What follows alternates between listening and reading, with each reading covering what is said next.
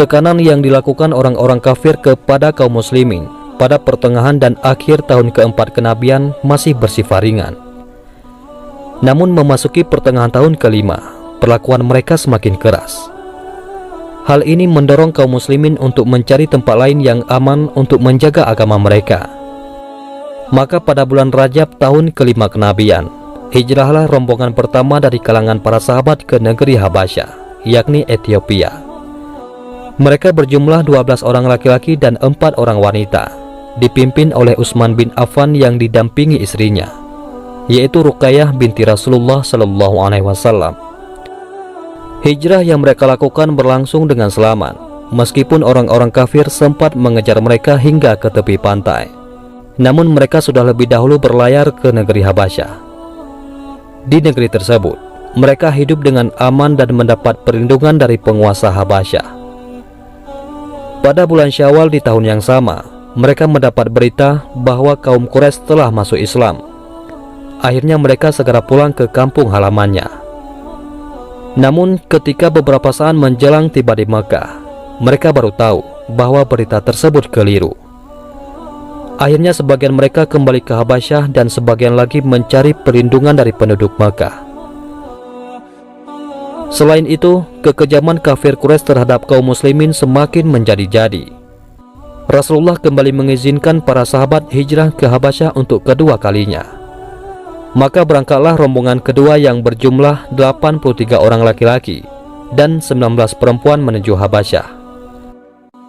Orang-orang kafir Quraisy sangat gusar ketika mengetahui bahwa kaum muslimin mendapat perlindungan yang aman di negeri Habasyah.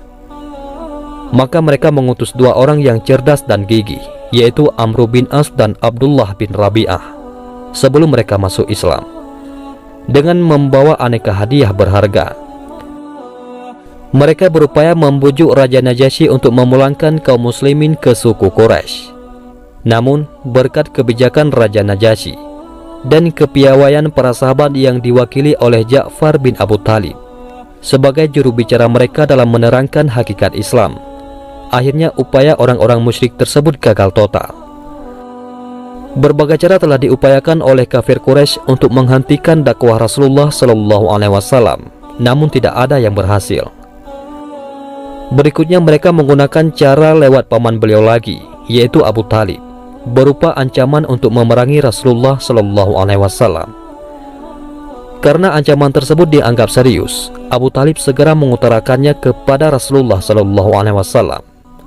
Melihat gejala sang paman mulai lemah dan tak kuat menanggung beban, maka dengan tegas Rasulullah mengatakan, "Wahai pamanku, demi Allah, seandainya mereka letakkan matahari di tangan kananku dan bulan di tangan kiriku untuk aku meninggalkan perkara atau dakwah ini, sampai Allah memenangkannya atau aku hancur bersamanya, niscaya aku tidak akan meninggalkannya."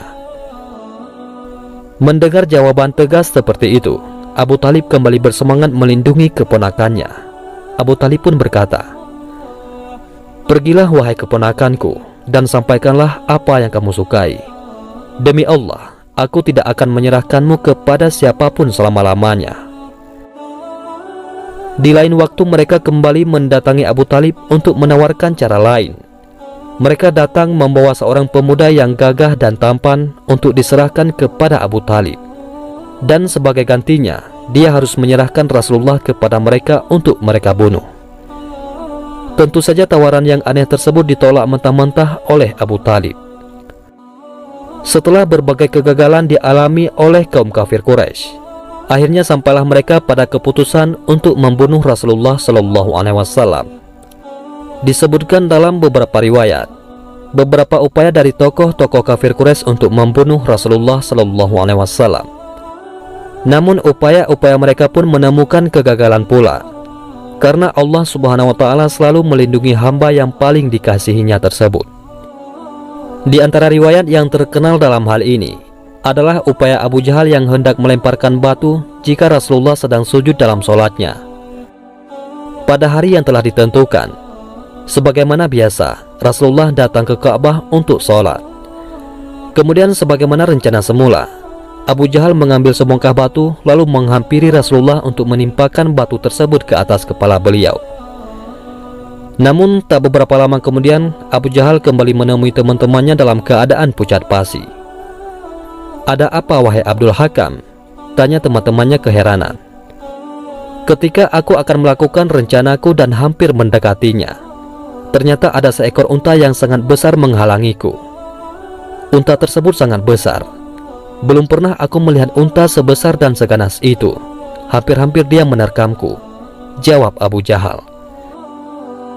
Di tengah suasana yang masih penuh intimidasi dan tekanan dari orang kafir Quraisy terhadap kaum muslimin, muncullah secercah harapan, yaitu masuk Islamnya Hamzah bin Abdul Muthalib radhiyallahu anhu, yakni paman Rasulullah SAW pada akhir tahun ke-6 kenabian. Hamzah masuk Islam setelah mendengar berita perlakuan Abu Jahal yang telah menganiaya Rasulullah dengan memukulkan sebuah batu ke kepala beliau sehingga menguncurkan darah. Segera saja Hamzah, yaitu laki-laki gagah dan terpandang di suku Quraisy, yang saat itu baru saja pulang berburu, menemui Abu Jahal untuk menuntut balas atas perlakuan kasar tersebut. Setelah berhasil menemui Abu Jahal, Hamzah segera menghardiknya. "Wahai Abu Jahal, kamukah yang telah menghina keponakanku, padahal aku sudah masuk agamanya?" Kemudian Abu Jahal dipukulnya dengan busur hingga terluka. Hampir saja terjadi perkelahian massal karena keluarga kedua belah pihak ingin ikut campur. Namun Abu Jahal segera menghentikan hal tersebut seraya mengakui bahwa dia telah bersikap buruk terhadap Rasulullah SAW.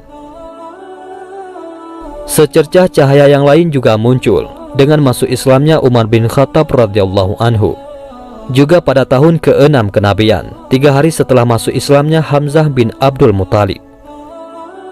Sebelumnya Rasulullah SAW memang pernah memohon kepada Allah Subhanahu wa Ta'ala agar Umar masuk Islam. "Ya Allah, muliakanlah Islam dengan salah seorang dari 2 orang yang lebih Engkau cintai, yaitu Umar bin Khattab atau Abu Jahal bin Hisham." Ternyata yang lebih Allah cintai dari keduanya adalah Umar bin Khattab radhiyallahu anhu. Setelah Hamzah dan Umar bin Khattab radhiyallahu anhuma masuk Islam, serta jumlah kaum muslimin semakin banyak, orang kafir Quraisy semakin kalang kabut. Upaya mereka untuk menghalangi dakwah Rasulullah semakin kehilangan arah. Salah satu bentuknya adalah upaya mereka dengan mengutus Utbah bin Rabi'ah menghadap Rasulullah untuk menawarkan beberapa tawaran yang menurut mereka dapat menghentikan dakwah beliau. Utbah yang dikenal dengan Abu Walid menyampaikan tawaran tersebut kepada Rasulullah, yaitu jika Rasulullah menginginkan harta yang banyak, maka mereka akan memberikan kepada beliau sehingga Rasulullah menjadi orang yang paling kaya raya di antara mereka. Dan jika Rasulullah menginginkan kekuasaan, maka mereka akan menjadikan beliau penguasa di antara mereka. Namun dengan syarat, beliau harus menghentikan dakwahnya. Setelah mendengar tawaran yang disampaikan Abu Walid hingga tuntas, Rasulullah SAW membaca ayat Hamim, diturunkan dari Tuhan yang Maha Pemurah lagi Maha Penyayang. Kitab yang dijelaskan ayat-ayatnya, yakni bacaan dalam bahasa Arab untuk kaum yang mengetahui, yang membawa berita gembira dan yang membawa peringatan, tetapi kebanyakan mereka berpaling daripadanya. Maka mereka tidak mau mendengarkan. Mereka berkata, "Hati kami berada dalam tutupan yang menutupi apa yang kamu suruh kami kepadanya." Quran Surat Fussilat ayat 1-5. Akhirnya Abu Walid kembali menemui kaumnya dengan membawa kegagalan. Bahkan justru dia terkagum-kagum dengan ayat-ayat yang telah dibaca oleh Rasulullah SAW, sehingga kaumnya menuduh Rasulullah telah menyihirnya. Wallahu a'lam bishawab.